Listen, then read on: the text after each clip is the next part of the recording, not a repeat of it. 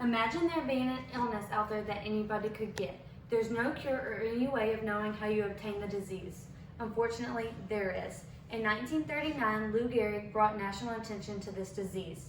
Lou Gehrig was a famous baseball player for the New York Yankees. After his diagnosis, it affected his physical ability on the field. 2 years after his diagnosis, it killed him.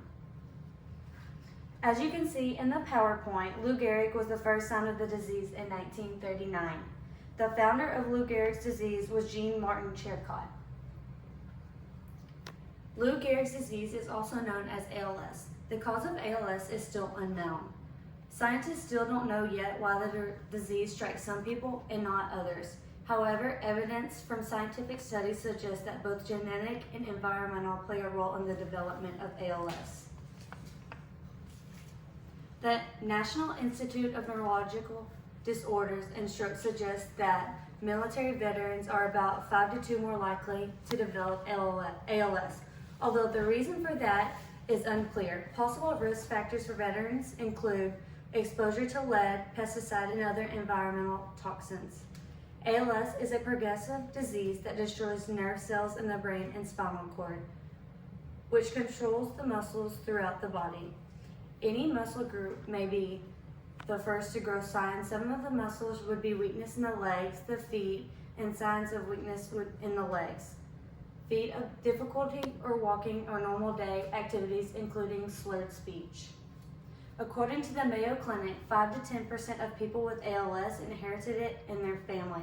And most people with ALS, their children have a 50-50% chance of developing the disease. And the PowerPoint chart shows some of the research of ALS. 10% of the cases are inherited, and the lifespan is between 2 and 5 years. There isn't necessarily a test doctors can use to determine if someone has ALS. Instead, doctors need to perform some of the tests to eliminate other scenarios. The process can take 12 to 14 months in the U.S.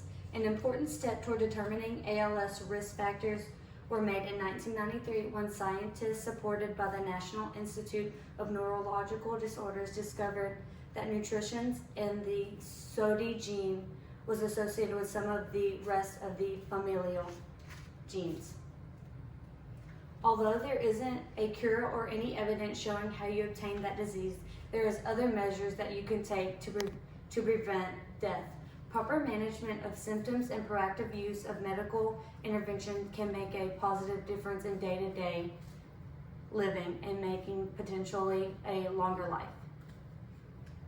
And this is my Uncle Keith, and potentially I could have the same illness.